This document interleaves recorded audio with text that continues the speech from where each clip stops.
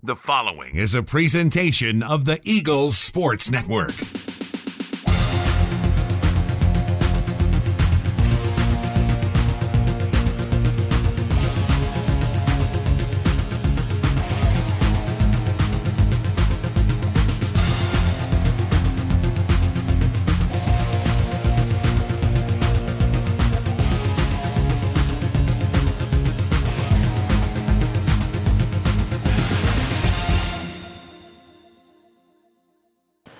Hello and welcome into Week 11 of the Mike Clowney Show as Carson-Newman falls on Senior Day to the Catawba College Catawba Indians by a final score of 24-14. I'm the voice of the Eagles, Adam Cavalier, alongside Carson-Newman head football coach Mike Clowney. Mike, unfortunately, a frustrating note to close the season on.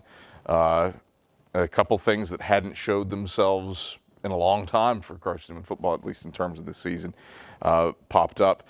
First time really all year where you've been heavily penalized and struggled to score in the red zone, in part due to penalties. What did you see from your team on Senior Day? Still did some nice things, but ultimately not enough to add up to a victory on the scoreboard. Yep, your big thing, that's where you try to, coach kids every day on, being in whatever situation is, the play above approach, and that way you don't have to really worry about the penalties. I thought, some guys, sometimes at points in time we were reaching because we probably didn't come out with the energy and effort, that we needed at the beginning of the half. So it kind of forced us to not do some things as crisp as we needed to do it. But overall, I think, for the effort to try to come back and rally, I thought they did a good job. Passing game wasn't quite as efficient as it typically has been. First time in 3 weeks where you complete fewer than 50% of your passes. However, 234 yards through the air and distributed the ball well after halftime to the likes of Jalen Washington, Jeremiah Carroll, and Jerron Newsom. What did you see from your aerial assault against the Indians? You're good. We always talk about, being able to run the football and then put it in the air. You go back and look at this game, you'll probably, change your mindset a little bit because we probably had a little bit more success in the air than we had in the ground. We discovered that probably a little bit later in the game. But if you go kind of throw the ball downfield, then I think we could probably get a couple guys out of the box this time to where we could be able to go back and run it. That's something for us, just being able to go. We make that adjustment second half. You just probably wish you could have made that a little bit quicker. Catawba was able to run the ball off tackle fairly successful. First time in a long time, really probably a limestone game where you've given up significant yards on the ground. What made Catawba successful running the ball? They did a good job with the outside zone. We were playing a guy in a tough technique, which he's kind of inside. And so we didn't do a good job of coming down and playing that edge as well as we needed to, especially early in the game, which kind of gave them a couple runs. That was good playing on them. We were able to get back and make that adjustment and try to keep things back inside. But at that point, they kind of done a little bit of damage to us. Carson-Newman falls on Senior Day to the Catawba College Catawba Indians. Final score 24-14. We break down the first half when we get back after these messages on the Mike Clowney Show. Sure, we've been around a while, 171 years to be exact. We know the power of a liberal arts-based Christian education and the tremendous potential of what can be found on this campus, within this community. We are adventurers, dreamers, believers, passionate and compassionate, curious and clever, driven by a common purpose towards a common goal. I found my passion. I found purpose. We are Carson-Newman. What will you find? All right, back on the Mike Clowney Show as Carson-Newman drops its Senior Day game to the Catawba College Catawba Indians, 24-14. I'm Adam Cavalier alongside Carson-Newman head football coach Mike Clowney. Mike, a game in a first half that, if you looked at it on paper, fairly even, but where Catawba had success in the red zone, Carson-Newman struggled to put it in the end zone. Two big drives in the first half come to mind that would have made it a 14-14 game at the break. The first, you march the ball down inside the 5, have 4 cracks at it from the 3, have a play dialed up to get the tight end the ball at the back of the end zone. A pass a little high goes through his hands, and then can't punch it in on 4th and goal from the 1. And then 2 possessions later, recover a fumble at the 28, and kind of what I alluded to earlier, penalties back you up from the 17, I think it was the 43, once it was all said and done, and a punt. Just how impactful were those two series to the final outcome of this game? Yeah, I think they were critical. You know, anytime you have the ball on the 3-yard line and you don't get it in, you know, that's definitely momentum for the other sideline, and then it kind of inflates your balloon a little bit. So the thing for us there, I mean, we just it goes back down to executing. Like, you know, we got to play low behind our pads and do things that we talk about and coached every week, and then we've got success there. But that's not what we did this time, and so you know, that's where like we just overall didn't play with great energy Saturday, and I think that's probably the most disappointing thing. Felt like, and I kept referencing this on it, just felt like your timing belt was off. Your starter, something wasn't clicking right in the car. Was that the energy, or was there something else underfoot? You know, I think it was the energy. You know, I think our guys were worked up, riled up all week, and you know, I'm not sure we didn't leave some of this one on the practice field, and didn't bring what we really need to bring, you know, to the game. And so it's important that you encompass both, that you get what you need to get done during practice. But you know, the most important thing is that you bring that with you on Saturday. And you know, they knew it. Our kids knew it on the sideline. They could identify it. You know, that's a positive characteristic to where they can get to the point to where you can understand that. You know, that's why I told them at halftime, man, it happens. You know, if you played the game, we've all been there.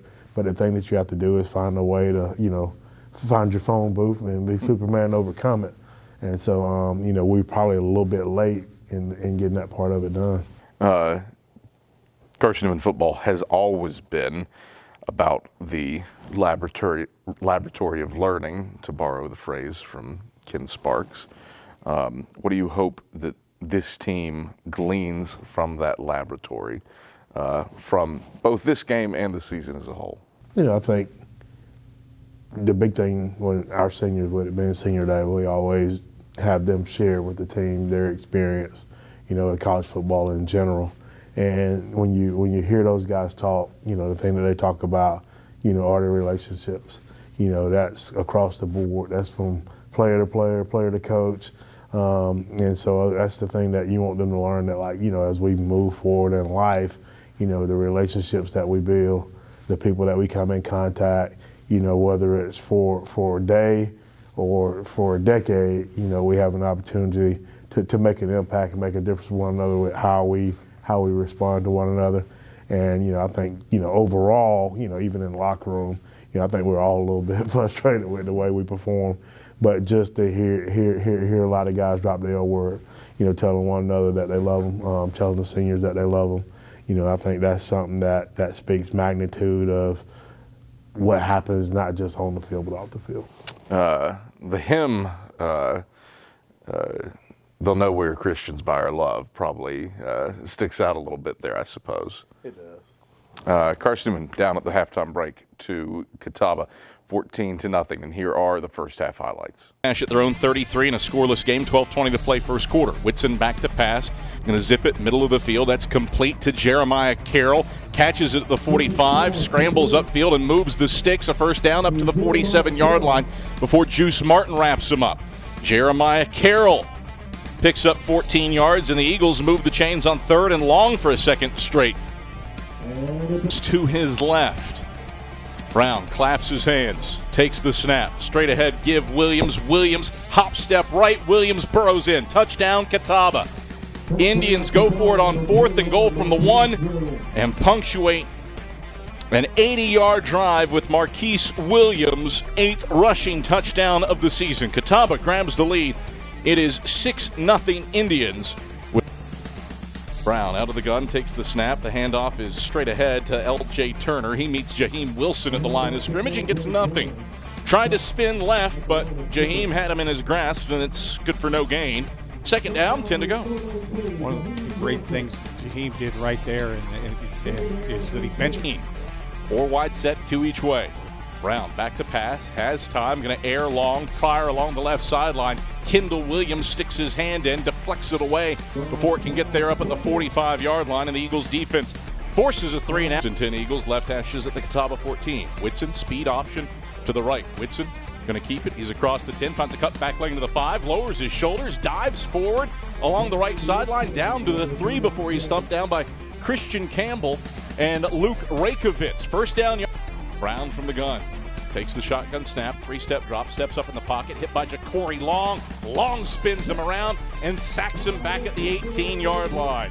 Well, for the first time since 2019, and the 5th time this century, Carson-Newman has a sack in every week of the season. Ja'Cory Long cut loose for his 8th.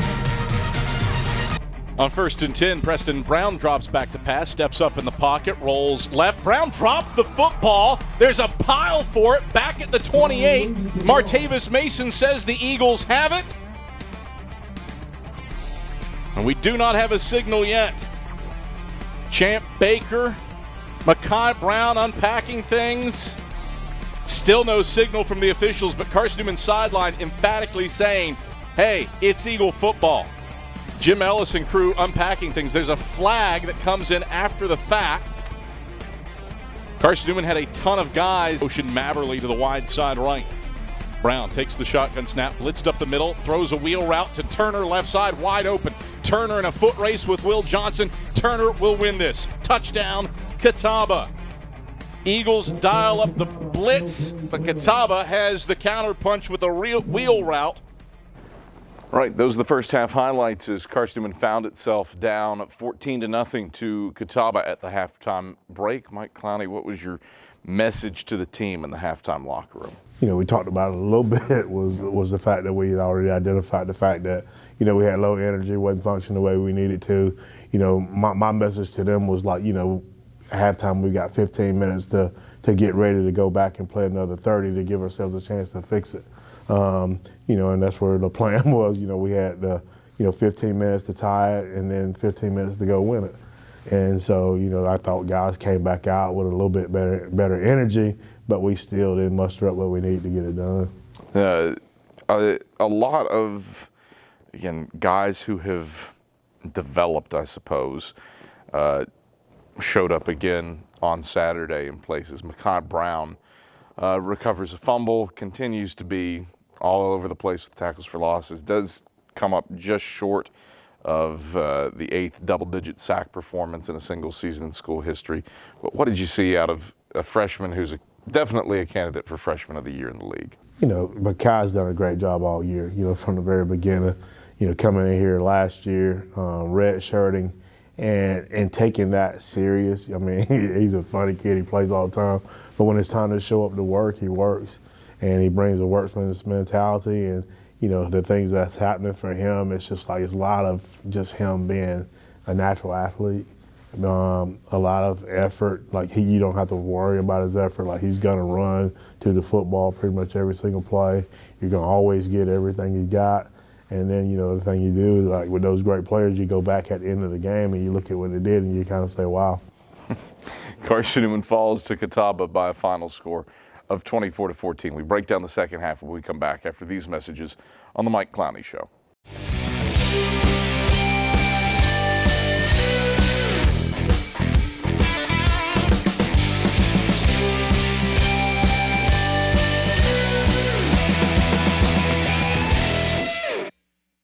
All right, back on the Mike Clowney Show as Carson-Newman drops its senior day game to Catawba in Week 11, 24-14. Adam Cavalier alongside Carson-Newman head football coach Mike Clowney. Mike, a second half where you do rally, a fourth quarter where you do rally. But ultimately, I think in part the changes to the clock rules impact this game. It's helped you put away games in weeks past. But felt like you ran out of time as you were starting to make some inroads in this one. Yeah, I mean, we've talked about it all season long. Like, the thing that you can't do is fall behind early. You know, the times we've been able to get a lead early, we've been able to put games away. The times that you fall behind, you know, especially 2 touchdowns early in the game, like, it makes it a lot tougher to climb back from. Largest margin time of possession. Catawba had the ball for nearly 39 minutes. in this one. How much of the ball control was that you guys going to the air trying to rally? I think that it goes a lot back to, they were able to get an early lead, so then you want to try to, for them, keep it on the ground. Another part of it is we had, they converted a lot of third downs. I don't know what the percentage was, but I know what it felt like. 8 of 12. 8 of 12.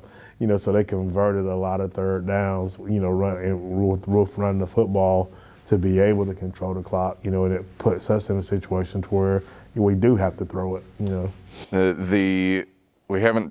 We touched on it early, and I don't know that it made the difference at the end of the game, but you had a touchdown wiped off the board due to a holding penalty.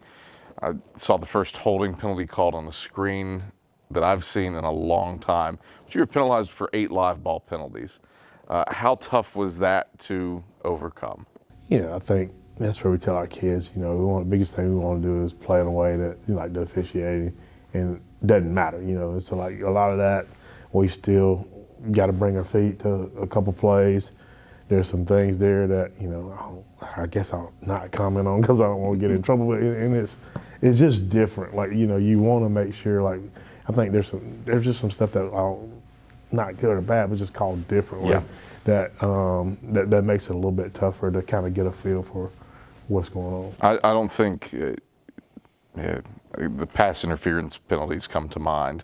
To me, yes, there's absolutely a guy with a hand on a guy, but it was something that hadn't been officiated that way all year. Now, absolutely, letter of the rule book, justified in throwing a flag, but it's something that I suppose every team has to adjust to if you're getting a game that is being called a little bit tighter than what we've seen so far this season. Yeah, because the big thing, we always coach our guys, we want to play aggressive. And you want to play aggressive, hard-nosed football. I think that's who we are. I think that's who we want to be. I think that's who we've always been. And, the game's a little different. And, we just kind of have to continue to work and monitor and find ways to be aggressive and not get those little yellow things dropped on the field.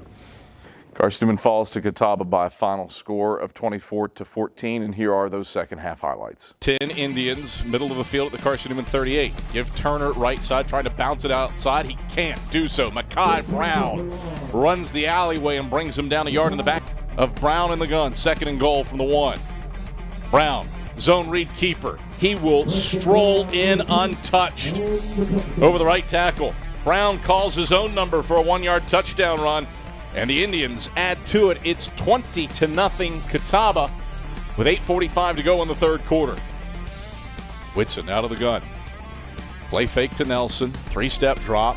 Pressured, escapes. Whitson going to uncork to Jalen Washington along the left sideline. Comes back, catches it at the 30. Washington across the 20. Washington caught from behind by Luke Rakovitz as he crossed the 10. And he's brought down at the 9-yard line. Eagles flip fields on what may right of the line. Drew Morrison, a tight end that way. Whitson will zone read, throw. Morrison left side, complete at the 5. Drew Morrison will stroll in. Touchdown, Carson-Newman. Have a happy senior day, Drew Morrison. In his final game in an orange and blue jersey. Morrison, the Science Hill product, catches his second pass of the season, and it goes for 6. 21-6 Catawba with 14:54 left in the fourth senior day. Whitson double barrels on 1st and 15. Play fake to Sullen. Straight drop. Going to float long. Carroll complete in Catawba territory at the 48. Carroll to the left sideline. He's across the 30 and ushered out of bounds by Juice Martin down at the 25-yard line. 41 yards through. Snap back. Hold down. Kick on the way. Kick is through. So Sims converts the field goal from 25 yards out, and Catawba leads 24-7 with 5:53 to go in the fourth quarter. We come back to Burke Tarsi 9, down 17 points late in the fourth. Whitson back to pass, rolling right, setting up, throwing long. Jerron Newson right sideline. Newson, did he bring it in? Yes, he did. Jerron Newson wins the battle with Dino Wardlow along the right sideline in Catawba territory, down at the 27-yard line, 24-7. Whitson back to pass on 1st and goal from the 6. Slings it back left corner of the end zone. Wide open. Carson-Newman. He is left naked and grabs it. Touchdown, Carson-Newman. Zane Whitson, 6 yards to Carson-Newman for his 3rd touchdown catch of the season. Newman certainly trending in the right direction, but this one a frustrating one as Brown takes the final kneel down.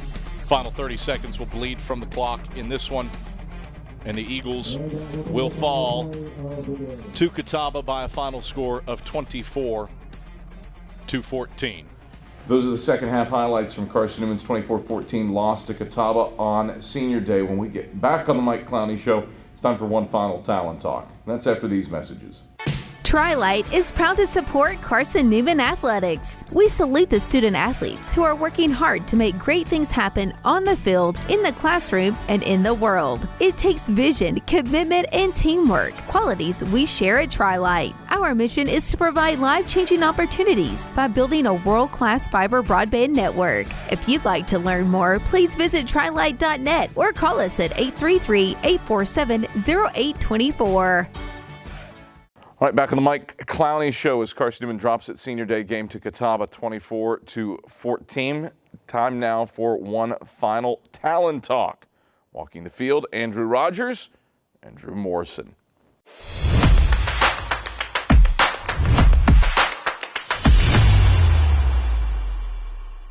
Hi again, everyone. Welcome to the final episode of Talent Talk this football season. Andrew Rogers here with Drew Morrison. Drew, let's start walking now.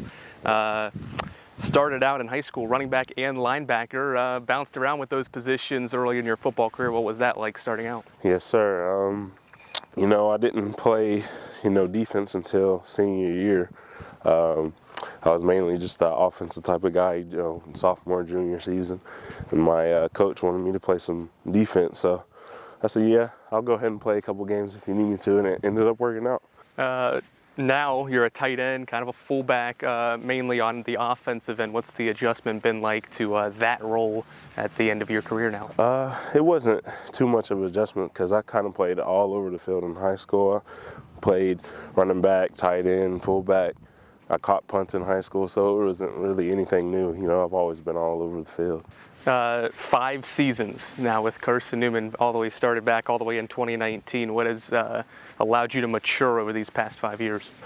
Oh man, just these coaches putting me, in different situations and, having to, handle each situation differently, going out there and just playing the best I can. I'll change it up on you here. Favorite athlete? I got to go with the GOAT, LeBron James. Great answer. Yeah. Great answer. You're wearing a Science Hill basketball shirt, so are you a really good basketball player, or were in high school? I would say I was a decent basketball player in high school, and honestly, if I wasn't so short, being 5'11", if, God gave me 6'5", I'd probably be somewhere else playing on the hardwood floor. What's the scouting report to stop Drew? I guess let me shoot now that I got 2 bad shoulders. I'm not a great shooter anymore, but that would probably be the scouting report. When you face adversity, what mentally allows you to get over that hump? Man, I've always kind of been a laid-back person, It is what it is, just got to learn and move on, with the different experiences. First career catch a couple of weeks ago as we go back toward some football questions to wrap up. First career catch, what was that moment like? Oh man, it was honestly a busted play. We had RJ going out; he was supposed to stay in and block, and I just saw the ball coming kind of towards me. It looked like it might go to Tyree, but I said, I need this one this week, so I went up and grabbed it. Brings Pearson in motion. They'll fake the jet sweep to him. He's going to dump right side. Morrison, the tight end, grabs it at the 25, and he rumbles inside the 20 along the right sideline. Rankin knocks him down toward the right sideline, down at the 17-yard line.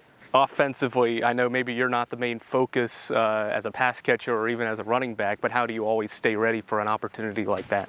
Oh, just every time, they call play and I know it could be directed towards me, I get that kind of hype going, but I have to, stay humble and just do my job. If it doesn't come to me, hey, I'm proud. Even, I'm just here to try to get a win for the team. Final question for you. Talked about your 5 seasons here, so how has football shaped who you are as a person? Oh man, it's, over the last couple of seasons, we haven't always been, winners. So, it just shows that life isn't always going to go as expected, and we just have to be able to do what we can with what we've been given. Drew, I enjoyed the walk. Best of luck in your future. Yes, sir. Thank you. That's Drew Morrison. I'm Andrew Rogers on the final episode of Talent Talk. All right, thank you very much, Andrew. Mike Clowney, Drew Morrison. Nice to see him get in the end zone on his senior day game. What has he really? There are quite a few guys who have been in the program for 6 years. A Christian Bass, a Justin Triplett meant to you and this team, and we'll focus on Drew first as the benefactor of the Talent Talk.